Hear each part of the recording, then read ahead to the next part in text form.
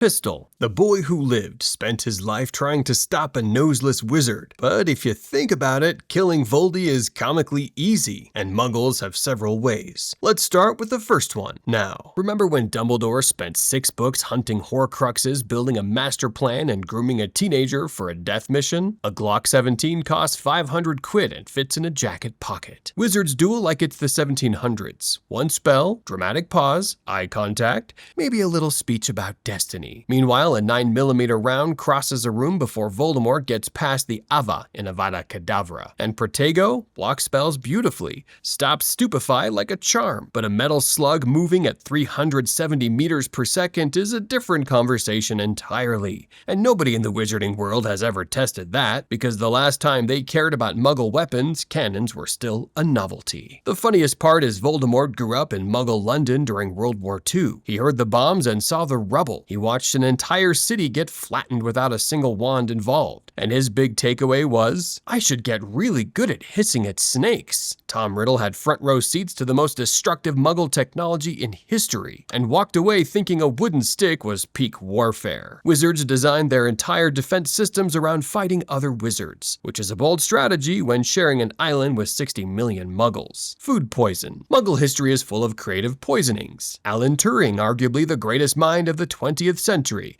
the man whose poisoned apple inspired the Apple logo, was killed by a single bite of cyanide. So, what about Voldemort? Turns out opportunities to slip him something are everywhere. We see it in Deathly Hallows, regular Death Eater dinners at the Malfoy table, Voldemort sitting at the head while Charity Burbage hangs above them. House elves prepare and serve every meal. One compromised elf, one drop of something Muggle in the soup, and the Dark Lord is having his last supper without even knowing it. The servants he's abused for decades are handling every plate and every course. And here's the part that makes it almost too easy. The man has no nose. Most poisons get caught by smell or taste. Cyanide smells like almonds. Arsenic changes the flavor of food. But 2 slits where nostrils should be aren't just cosmetic. They're a tactical disaster. He's the easiest poisoning target in history. Drive by. Voldemort walks through Muggle London. This actually happens. Death Eaters stroll through Muggle streets in robes, masks, the whole costume party. They operate into random locations, hold meetings in visible buildings, and generally act like Muggles are furniture. Which means a black SUV rolling up at 40 miles per hour with 3 guys leaning out the window is a scenario exactly 0 dark wizards have ever trained for. Dominic Toretto wouldn't even turn off the engine for this one. The mechanics are almost embarrassing. A wizard needs to see the threat, process it, raise a wand, and cast a shield, all of which takes about a second on a good day. A drive-by takes maybe 2 seconds total. Car pulls up, windows down, done. Car gone. Voldemort is standing on a sidewalk wondering why his chest feels weird while a Vauxhall Corsa disappears around the corner. Very dignified end for the most feared dark wizard of all time. And if guns feel like too much effort, a lorry at 70 miles per hour just needs a street address and a loose interpretation of traffic law. Malfoy Manor has a long driveway, by the way, worth mentioning. Calling 911. Someone in Wiltshire looks out the window and sees a group of people in black robes and skull masks walking into a country mansion. What do?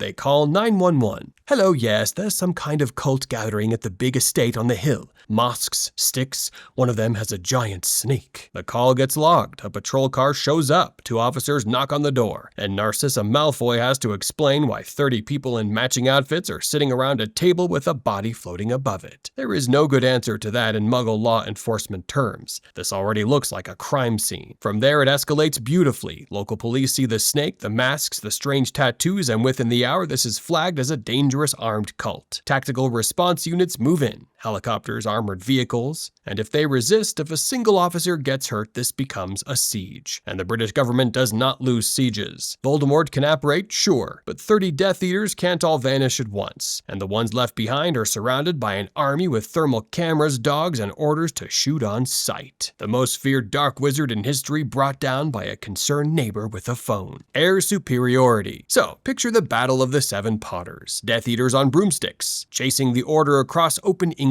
sky, throwing killing curses at people doing 150 miles per hour on wooden sticks. Voldemort himself shows up flying without a broom, which, fair enough, is genuinely impressive for a guy with no nose and no aerodynamics to speak of, but a firebolt does 150. A RAF Eurofighter Typhoon does 1,500. That's the difference between a bicycle and a missile with a pilot inside. Two typhoons scrambled from Ralph Corningsby would have looked at the whole chase over Surrey and thought it was a flock of very confused birds. 90 seconds, sky cleared, home for tea. And the targeting is where it gets embarrassing for wizards. Broomstick riders radiate body heat against freezing high-altitude air like birthday candles in a dark room. An AIM-120 missile locks onto heat signatures from 50 miles out and steers itself. Remember that scene in The Incredibles? Syndrome's missile chasing Elastigirl's jet. Except broomstick riders can't dodge, can't outrun it, and definitely can't radio for help. The broom rider doesn't hear it, doesn't see it, and definitely doesn't have a spell for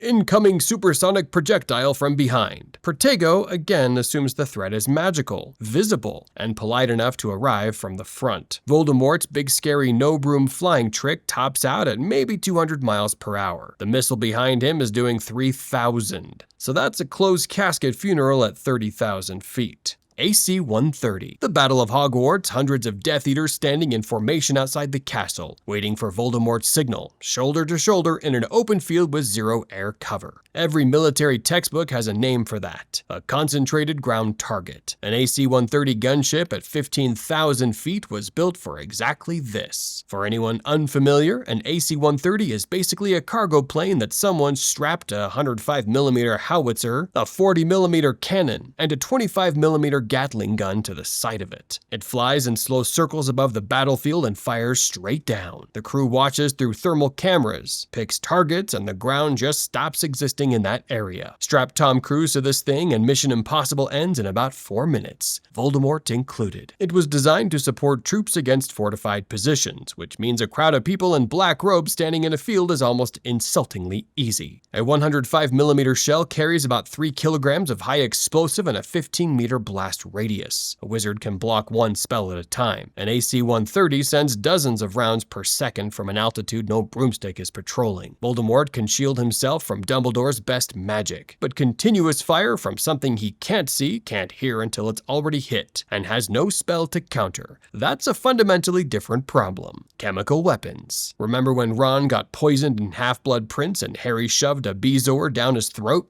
Saved his life in about 10 seconds. Bezoars cure most magical poisons. Keyword being magical. A Bezoar against sarin gas is just a rock in a dead man's mouth. Wizards have an entire branch of magic dedicated to detecting potions, curses, and enchanted substances. Sneakoscopes, secrecy sensors, probity probes. Impressive toolkit, until the threat is a colorless, odorless nerve agent developed in a Muggle lab that operates on chemistry wizards literally don't teach at Hogwarts. Snape could identify Veritaserum by smell alone, but hand him a vial of VX and he'd probably try to brew with it. One canister and a ventilation shaft, and the room is done before anyone reaches for a wand. Sarin works in minutes. The body shuts down, pupils constrict, muscles seize, lungs stop. By the time someone thinks to operate out, most of the room can't stand. Voldemort survived killing curses, prophecy loops, and a decade without a body. But none of that helps when the air itself is the weapon and every breath pulls it deeper. Landmines. During the Battle of Hogwarts, Voldemort sets up camp in the Forbidden Forest. A known location announced paths and hours of warning. The Order knew exactly where he'd be and how long he'd stay. Dumbledore literally planned for this moment, and the best counter strategy was sending a teenager to walk in and die on purpose. Meanwhile, a claymore mine weighs about 1.5 kilograms, fits under a pile of leaves, and fires 700 steel balls in a 60-degree arc when someone trips a wire. And the explosive inside, C4, a plastic military explosive Muggles use because it's stable, powerful, and completely undetectable by magic. Wizards can sense enchanted objects, cursed necklaces, jinxed brooms, but a plastic block with zero magical properties is invisible to every scanning spell ever invented. Muggle engineering wins before a single wand gets raised. Electricity. Magic disrupts electronics. Nothing digital survives near places like Hogwarts. Circuits fry, screens die, processors melt. So wizards never bothered learning about electricity. But here's what they missed. Raw electrical current isn't a device, it's physics. And physics doesn't care about magic. Malfoy Manor has a big iron gate. Voldemort walks through it every day. Connect that gate to the national grid, 400,000 volts running through the metal he touches with bare hands, and the Dark Lord is dead before his fingers leave the handle. At high voltage, muscles lock up. The body physically can't let go of the source, which means Voldemort is stuck gripping the gate while the current does the rest. When Death Eaters rush over to help, they grab him, complete the circuit, and drop right next to their master. Possibly the cheapest method on this entire list. A bit of wiring in the national grid does all the work. The best part is the defense against this is a pair of rubber gloves from a hardware store, and there is not a single wizard alive who knows that. Sniper. There's a moment in Goblet of Fire that any military sniper would watch and quietly lose their mind. Voldemort just got his body back, stands in the middle of an open field surrounded by tombstones, and spends a solid 5 minutes monologuing to a circle of Death Eaters about his glorious return. Arms spread wide, bald head glowing in the moonlight, standing completely still. A Muggle sniper on any hill within 1.5 kilometers would have ended the entire franchise right there. Somewhere between, I who have gone further than anybody along the path that leads to immortality, and the next dramatic pause. A British L115A3, the same rifle the Royal Marines actually use, puts a .338 Lapua Magnum round on target. Voldemort would be dead before hearing this shot. Every defensive spell in the wizarding playbook assumes the threat is visible, coming from the front and glowing green. A piece of metal from a hill he can't even see doesn't play by those rules. Honestly, Dumbledore could have skipped the whole Order of Phoenix, the spy games, the Horcrux scavenger hunt, and just hired John Wick. One Muggle hitman with a contract and a clean line of sight. The Death Eaters would stand there in their little masks completely lost, trying to figure out which curse makes a head do that. UK government. The first chapter of Half-Blood Prince is one of the most underrated scenes in the series. The Minister of Magic walks into the Muggle Prime Minister's office through a fireplace and casually briefs him on Voldemort. Bridges collapsing, Dementors breeding,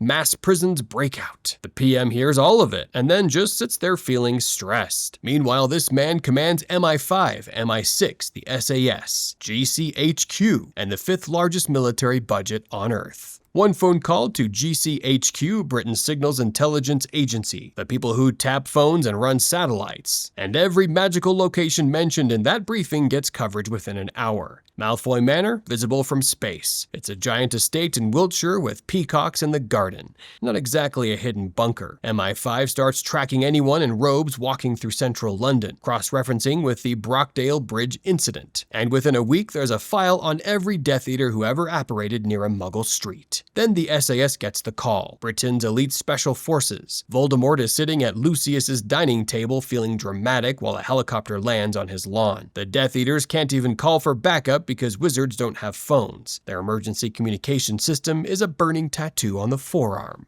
which is very intimidating and completely useless against a team that moves faster than an owl. Ground troops. Here's the thing about Horcruxes the wizards completely overthink. Voldemort can't die permanently. Fine. He comes back. So what? After Godric's Hollow, his big dramatic return took 13 years. A loyal servant, a very specific ritual with bone, flesh, and blood, and one extremely unfortunate Triwizard tournament. 13 years to respawn. The British Army has 150,000 active personnel. They can wait. The Muggle strategy here is beautifully simple. Treat Voldemort like a recurring pest problem. He shows up, ground troops eliminate him. He spends another decade floating around Albania as an angry frog. He comes back again. Another squad is already briefed and ready. The military literally trains for this. Sustained operations against a target that keeps resurfacing. They've been doing it in the real world for decades. Except those targets didn't need a magic cauldron and a pet snake to function. And every time Voldemort dies, he comes back weaker, more desperate, with fewer followers willing to go through the whole circus again. Wormtail cut off his own hand for the resurrection ritual. Finding a second volunteer for that gets significantly harder when the last guy's reward was a silver hand and a lifetime of regret. Eventually, the Death Eaters just stop picking up when the dark mark burns. So, Muggles are more dangerous than wizards ever gave them credit for, and history proves it. All 12 Muggle events that affected the wizarding world explained. That's your next lesson here at Stickman Hogwarts. Click now, or we're sending a lorry up your driveway.